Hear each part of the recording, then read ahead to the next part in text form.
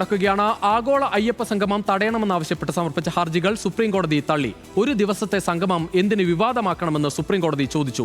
Periyar tiger reserve മേഖലയായ പമ്പ തീരത്തെ അയ്യപ്പ സംഗമം അംഗീകരിക്കാനാവില്ലെന്നായിരുന്നു ഹർജിക്കാരന്റെ പ്രധാന വാദം. അതേസമയം കുടുംബത്തിലെ മരണം മൂലം ആഗോള അയ്യപ്പ സംഗമത്തിൽ നിന്ന് വിട്ടുനിൽക്കുമെന്ന് പന്തളം കുടുംബം അറിയിച്ചു. അയ്യപ്പ സംഗമത്തിന് പോകുമെന്നും സംഘപരിവാർ നടത്തുന്ന ബദൽ സംഗമത്തിന് ക്ഷണിച്ചാലും പോകില്ലെന്നുമായിരുന്നു വെള്ളാപ്പള്ളി നടേശന്റെ പ്രതികരണം. പാരിസ്ഥിതിക നിയമം ചൂണ്ടിക്കാട്ടി മുമ്പ് പമ്പയിൽ പരിപാടി നടത്താൻ സർക്കാർ അനുമതി നിഷേധിച്ചത് ചൂണ്ടിക്കാട്ടിയായിരുന്നു ആഗോള അയ്യപ്പ സംഗമം നടത്താൻ അനുവദിക്കരുതെന്ന ഹർജിക്കാരന്റെ പ്രധാന വാദം.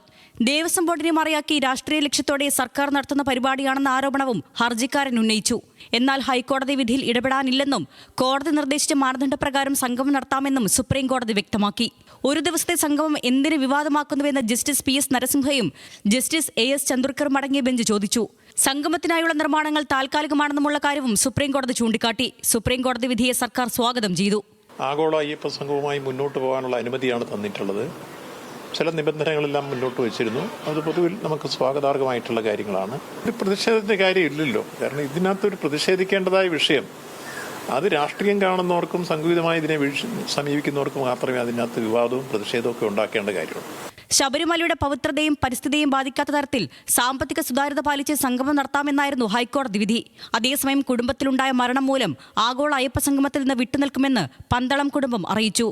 യുവതീ പ്രവേശനകാലത്തെ കലാപവുമായി ബന്ധപ്പെട്ട കേസുകൾ പിൻവലിക്കില്ലെന്ന സർക്കാർ തീരുമാനം വേദനാജനകമാണെന്നും പന്തളം കുടുംബം പറഞ്ഞു.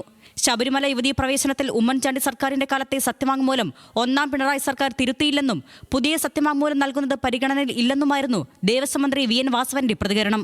എന്നാൽ ആഗോള അയ്യപ്പ സംഗമത്തിലേക്ക് ക്ഷണിച്ചിട്ടുണ്ടെന്നും താൻ പോകുമെന്നും SNDP യോഗം ജനറൽ സെക്രട്ടറി വെള്ളാപ്പള്ളി നടേശൻ പറഞ്ഞു. പന്തളത്ത് സംഘപരിവാർ സംഘടനകൾ നടത്തുന്ന വിശ്വാസ സംഗമത്തിലേക്ക് ക്ഷണിച്ചാലും താൻ പോകില്ലെന്നും വെള്ളാപ്പള്ളി പറഞ്ഞു. തീർച്ചയായും പോകും. അയ്യപ്പ സംഗമം എന്ന് പറഞ്ഞാൽ അതൊരു മോശകാര്യമായിട്ട് എനിക്ക് തോന്നിയിട്ടില്ല. ഇഷ്ടമറ്റില്ലാത്ത അച്ചു തൊട്ടതെല്ലാം കുറ്റമെന്ന് പറഞ്ഞ പോലെ ചിലർക്കെല്ലാം എന്ത് ചെയ്താലും കുറ്റമായിട്ട് പറയാറുള്ളൂ. ഓരോരുത്തരും അവരുടേതായ ആഗ്രഹവും വിശ്വാസവും അനുസരിച്ച് നടക്കട്ടെ. പക്ഷെ അവർ ഇതിന് ബദലാണെന്ന് പറയുന്നിട്ടില്ല, ഇതിനെതിരാണെന്ന് പറഞ്ഞിട്ടില്ല. എനിക്ക് ക്ഷണനയില്ല, ഉണ്ടെങ്കിലും ഞാൻ പോവുകയില്ല. അയ്യപ്പ സംഗമത്തിനെതിരെ ഇന്നും BJP രംഗത്തെത്തി. ഇതൊരു നാടകമാണ്. ആദ്യത്തെ ദിവസം ഞാൻ പറഞ്ഞില്ലേ നാടകമാണെന്ന്, അത് ഇന്നും അതന്നെ പറയുന്നത്. ഇവര് 3 മാസം മുമ്പ് ഇലക്ഷന് മുമ്പ് ഒരു ഡെസ്പറേറ്റ് ആയിട്ട് വിശ്വാസിയാന്ന് ആയിട്ട് ഒരു മാറാൻ നോക്കുന്നു. അത്രേ ഉള്ളൂ. ഒരു പൊളിറ്റിക്കൽ ഡ്രാമയാണ്. രാജ്യത്തിന്റെ വിവിധ ഭാഗങ്ങളിൽ നിന്ന് 3000 പേരെ പങ്കെടുപ്പിച്ച് ഈ മാസം 20-നാണ് പമ്പയിൽ ആഗോള അയ്യപ്പ സംഗമം നടക്കുക.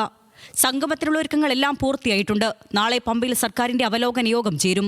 News desk, news Malayalam.